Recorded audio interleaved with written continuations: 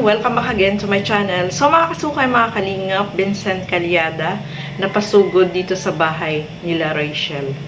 So alamin po natin sa video na ito, pero bago natin simulan yan, huwag niyo pong kakalimutang mag-subscribe, Val Santos Matubang, Kalingap Rob at Edna Vlogs, at supportahan po natin Vincent Calyada.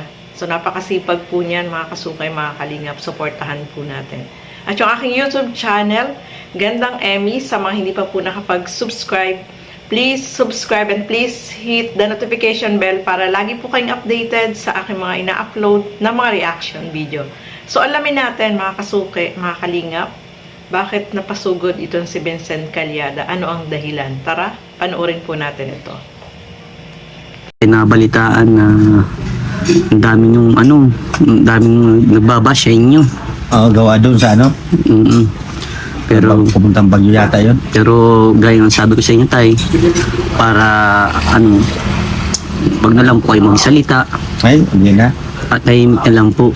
Tapos hayaan nyo na lang po yun nga po, marami din nagbabash din kay Rachel, kaya pa ako nagpunta dito para syempre payuhan as a kuya, di ba? Nandito ako lagi para tulungan si Rachel sa mga ganyang bagay na kasi like kay Rachel, baguhan lang siya sa social media, di ba? Kaya dapat malampasan niya yung mga bagay na ganun. Dahil marami din nag-message sa akin na puntahan ko nga si Rachel nung live ko. Marami nagsasabi na puntahan ko si Rachel kasi nga kailangan na kailangan daw ako. So, sa ngayon tayo, yung mga ganun tayo na pag nababash po ang pamilya nyo, anong reaction nyo lang tayo? Sa akin man lang. Pinapasuggest nyo na lang po. Basta alam namin sa sarili namin, hindi naman totoo yun. Opo. Bahala na sila. Kung dyan siya baga maligaya, ayos lang yun. So yan nga mga kasukay, mga kalingap, etong si Vincent, alam natin siya yung scout dito kay Rachel, no? At ipinasa dito kay Kalingap Rob. So ngayon, ni Rachel, no?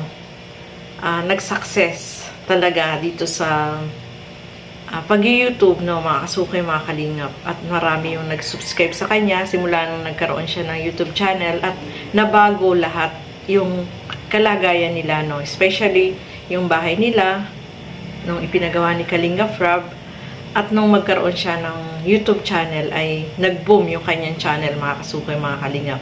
Hindi po talaga may iwasan, no? Kapag nasa social media ka, is talagang marami yung may inggit, lalo na nakikitang nagbago yung kalagayan mo, maraming mga basher, lahat pinupunan nila, lahat nakikita, no?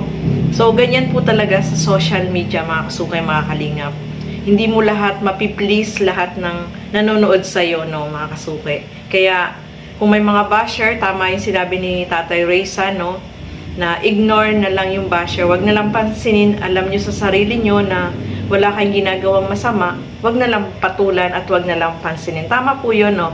Kaya napasugod po dyan si Vincent Calyada. Alam naman natin, marami yung nagre-request sa kanya na bisitahin niya lagi itong si Rachel, mga kasukay, mga kalingap. At eto nga, sabi nga niya is, wag na lang pansinin, at saka kung may mga ganyan, wag na lang patulan, no? Yun ang the best na tamang gawin, mga kasukay, mga kalingap.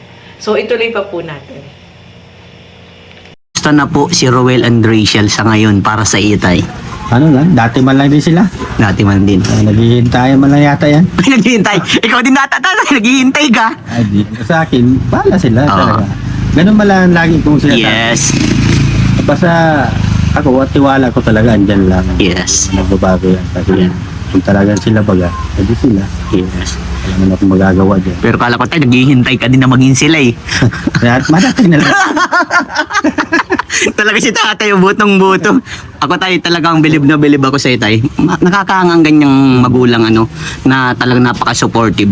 Dapat ganun lang talaga. Kasi, kumbaga, wag lang sasaktan, wag lulukuhin, po. Kasi yung mga anak ko, kung Kung sino baga gusto nila, ako nahadlang. Yes. Basta, payo ko lang lagi sa kanila, magtapos sila ng pag-aaral nila. Yes, yun ang pinaka the best. Pagdating baga ng panahon, kagaya, kahit baga ganito na, may nagtutulong na, ay hindi naman habang buhay magang tulong. Yeah. Kasi, yung sa future man nila yung para yung pag-aaral nyo para sa kanila yung nagkapamilya sila. Yes. Iniintindi ko pa rin po yung advice niyo din po sa akin na Tama. intindihin, tsaka yung sabi po lagi nila na papa, nalangga. Kasi yung ibang tao din po ay sabi sa akin na ko rin intindihin. As long as daw po na wala akong tinatapakang tao, Tama. huwag daw po akong mag-ano. Huwag ko daw po silang intindihin. Tsaka po, salamat po kasi punta po kayo dito sa bahay. Pinuntahan niyo pa po ako para kamustahin at bigyan po ng advice. Tapos, thank you po talaga. Hindi ko po in-expect na pupunta po kayo ngayon. Oh, grabe, no? Mga kasukay, mga kalingap. Nakakatuwa itong si Tatay Raysan. Talagang support niya itong dalawa, si Rachel at si Rowel, mga kasukay, mga kalingap. So, inaantay na lang, syempre, yung legal aids. At alam naman natin na ano yan, ano na sila may mutual understanding na sila, mga kasukay, mga kalingap. Kaya si Tatay Raysan ay suportado naman yung pagmamahala ng dalawa, di ba? So nakakatuwa lang, no, yung tatay mo ay yung suporta ay nandiyan. Kaya sobrang nakakabilib, no, si Tatay Raysan kasi nga kahit yung pangangaral niya sa kanyang anak ay talagang nandiyan. At syempre yung pasasalamat sa lahat ng mga nangyari sa kanila, no? Kung hindi dahil sa kalingap, ay hindi mababago yung kalagayan nila, mga kasukay, mga kalingap. At lubos-lubos po yung pasasalamat niya dahil sa mga tumutulong, no? Sabi nga niya, natawa ko sa kanya kasi sabi niya diyan is, kung dati lang daw is sila lang mag-aama, pero ngayon lumawak yung pamilya nila dahil yung mga tumutulong, yung mga sponsor na nagmamahal sa kanila ay parang ang turing sa kanila ay kapamilya, no, mga kasukoy. Yun ang maganda doon, no? Talagang hindi lang sponsor ang turing sa kanila, parang kamag-anak na din, no? Yun ang nakakatuwa doon, mga kasukay, mga kalingap. At nakakabilib yung pamilyang Morales dahil kahit na marami yung blessing na dumating sa kanila, ay hindi sila nagbabago, no? Yung kung ano sila dati, ay ganun pa rin, mga kasukay, mga kalingap. At etong pagmamahalang Rowel at Rachel ay talagang suportado ni Tatay Raysan. Kaya yung inaantay ng lahat is malapit-lapit na yan, mga kasukay, mga kalingap. So ayan, masaya tayo dahil itong pamilya ni Rachel ay sobrang